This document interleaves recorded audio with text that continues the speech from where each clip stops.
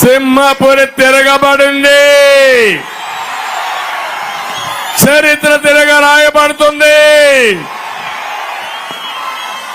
ఈరోజు ఇక్కడ ఒక్కసారి చూస్తే అటు పవర్ స్టార్ పవన్ కళ్యాణ్ గారు, ఇంకో పక్క తెలుగుదేశం పార్టీ, ఇంకో పక్క బీజేపీ భారతీయ జనతా పార్టీ, ముగ్గురు కలిసిన తర్వాత ఎవడైనా ఉంటాడా తమ్ముడు అని అడుగుతున్నా. అడ్డం వస్తే తొక్కుకుంటా పోతామా లేదా అని మిమ్మల్ని అడుగుతున్నాను.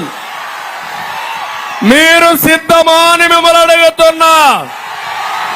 ధైర్యంగా ఉన్నారా అని అడుగుతున్నా. జన సైనికులు సిద్ధమా? మీరు తెలుగుదేశం కుటుంబ సభ్యులు మీరు సిద్ధమా అని అడుగుతున్నా. బీజేపీ నాయకులు కార్యకర్తలు కూడా సిద్ధమా అని అడుగుతున్నా. తమిళలో ఈ రోజు మీరు చూస్తే 13వ తారీఖున వైఎస్ఆర్ కాంగ్రెస్ పార్టీకి డిపాజిట్లు వస్తాయా తమిళలో? నమ్మకమేనా అని మిమ్మల్ని అడుగుతున్నా. నమ్మకం అయితే గట్టిగా చెప్పండి, కూడా చెప్పండి ఎస్ అని. ఇప్పుడే పవన్ కళ్యాణ్ గారు ఒక మాట అన్నారు. ఒక అహంకారి రాష్ట్రంలో ఉన్నాడు, ఒక సైకో ఈ రాష్ట్రంలో ఉన్నాడు, ఒక విధ్వంసకారుడి రాష్ట్రంలో ఉన్నాడు, ఒక బందీపోటు దొంగ ఈ రాష్ట్రంలో ఉన్నాడు.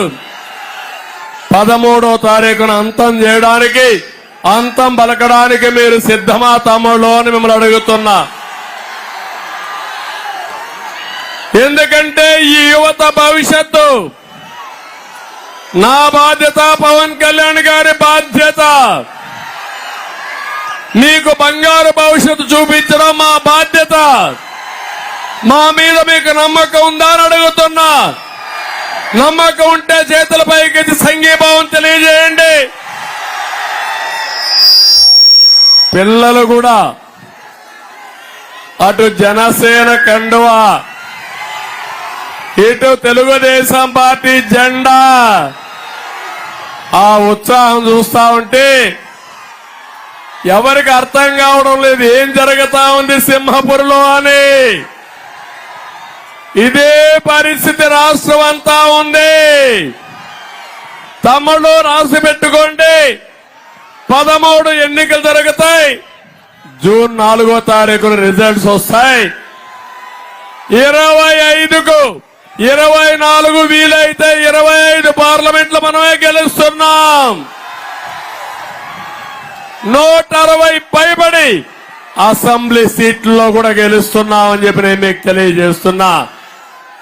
ఈ రాష్ట్రం బాగుపడాలంటే, తెలుగు జాతి మళ్ళా ముందుకు పోవాలంటే సైకో ఈ రాష్ట్రాన్ని నుంచి పారిపోయేట్టుగా చేస్తేనే ఇది సాధ్యం అని చెప్పి కూడా నేను మీకు తెలియజేస్తున్నా.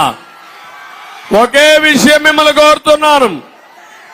ఇది రాజకీయ పార్టీల గెలుపు ఓటములు కాదు.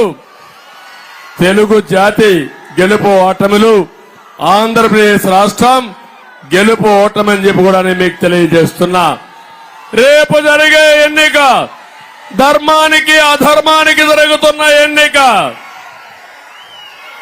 విధ్వంసానికి అభివృద్ధికి జరుగుతున్న ఎన్నికలు. జగన్ అహంకారానికి, ప్రజల వాళ్ళ ఆస్తుల జవాబుదారీతనానికి మధ్య జరుగుతున్న ఎన్నికలు. రాతి యుగం పోవాలి, స్వర్ణయుగం రావాలి, దాని మధ్యనే రేపు జరుగుతున్న ఎన్నికలు.